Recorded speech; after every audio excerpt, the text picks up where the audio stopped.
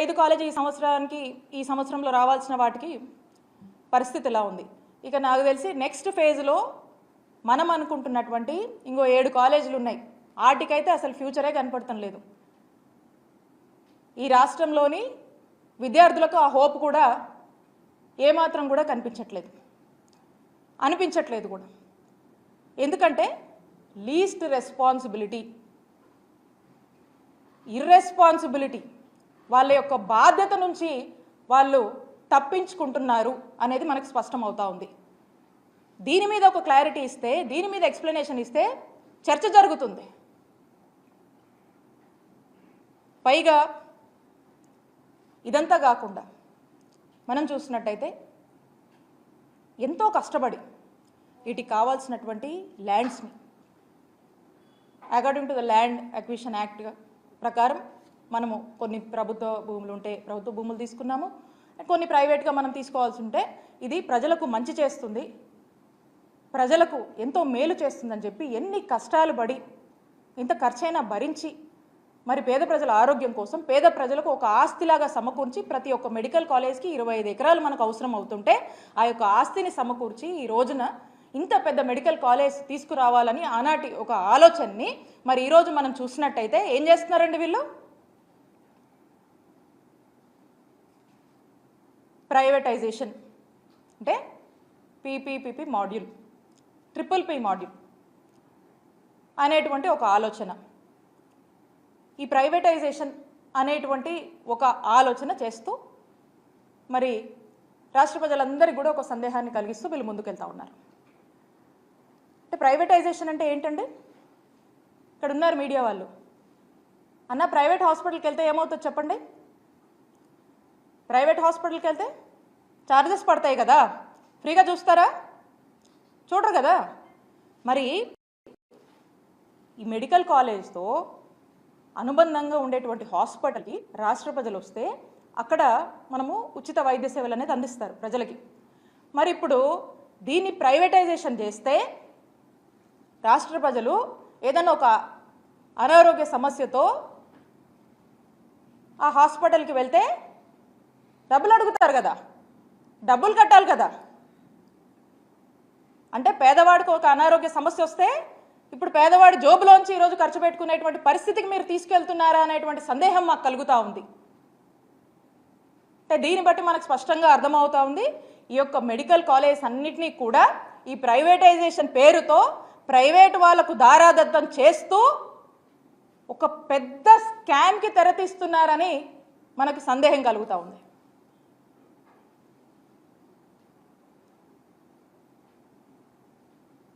అలాగే అప్పట్లో ఎన్నికల ముందు వీళ్ళంతా కూడా మేము అధికారంలోకి వచ్చిన 100 రోజుల్లో మీరు ఏదైతే మెడికల్ కాలేజ్కి సంబంధించినటువంటి జీవో తీసుకొచ్చారో ఆ జీవోని మేము రద్దు చేస్తాం అని మాయమాటలు చెప్పి ప్రజల్ని మోసం చేశారు. మరి ఇప్పుడు మీరు అధికారంలోకి వచ్చి దాదాపు 100 రోజులు ఎవరేం అడ్డుకోలేదే. ఆ రోజున ఈ మెడికల్ కాలేజ్ తీసుకొస్తే ఈ మెడికల్ కాలేజ్ వాళ్ళ యొక్క సెల్ఫ్ ఫంక్షనింగ్కి ఎక్కడ ఇబ్బంది అవుతుందోనని అవి సెల్ఫ్ సర్వైవ్ అవ్వాలి, సెల్ఫ్ సస్టైన్ అవ్వాలి అనేటువంటి ఒక ఆలోచనతో సెల్ఫ్ ఫైనాన్సింగ్ అనేటువంటి ఒక విధానాన్ని మేము తీసుకొచ్చాం. మరి ఆ విధానాన్ని ఆ రోజు మీరు తప్పుబట్టి మీరు అధికారంలోకి వచ్చాక జీవోని రద్దు చేస్తామని మీరు మాట్లాడారు కదా. మరి ఇప్పుడు ఎవరు అడ్డుకోవట్లేదు కదా, ఎవరేం ఆపట్లేదు కదా, ఎవరు మిమ్మల్ని ఆపారా? మరి ఎందుకు అదే జీవోని కంటిన్యూ చేస్తూ ముందుకు వెళ్తున్నారు? దీని గురించి ఎక్స్ప్లెయిన్ చేయండి. దీని గురించి మీరు ఎక్స్ప్లెయిన్ చేస్తే చర్చ అవుద్ది ప్రజల్లో. ఇవేవి మీరు ఎక్స్ప్లెయిన్ చేయరు. దీని మీద మీరు క్లారిటీ ఇవ్వండి ప్రజలకి.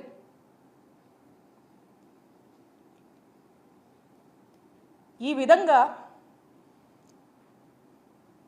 మనం చూసినట్టయితే ఈ కూటమి ప్రభుత్వం ఇక్కడ వాళ్ళే ఉన్నారు, ఆ పైన వాళ్ళే ఉన్నారు.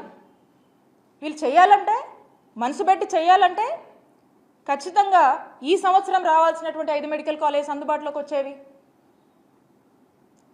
రేపు రావాల్సిన వాటి గురించి కూడా ఒక ప్రణాళిక దాన్ని కూడా ఒక యాక్షన్ ప్లాన్ అనేది నడిచేది. కానీ మీలో కమిట్మెంట్ లేదు, మీరు ఆ రెస్పాన్సిబిలిటీ తీసుకోవట్లేదు.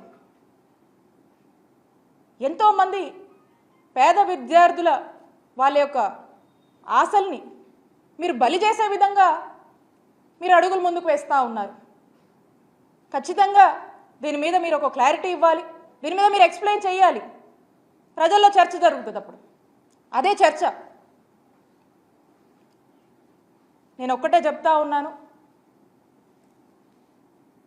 ఈ కుటుంబ ప్రభుత్వానికి నిన్న మేమున్నాం, నేడు మీరున్నారు, మళ్ళా రేపు మేము వస్తాం. గవర్నమెంట్ అనేది ఒక కంటిన్యూస్ ప్రాసెస్, ఇది ఒక కంటిన్యూస్ ఇన్స్టిట్యూషన్. కోట్ల మంది ప్రజలు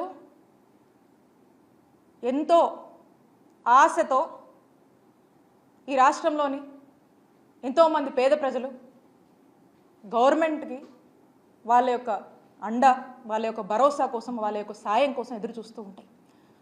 వాళ్ళ యొక్క హోప్ని ఈరోజు బలి చేస్తూ మీరు ఏదైతే జగన్మోహన్ రెడ్డి గారి ఎయిమ్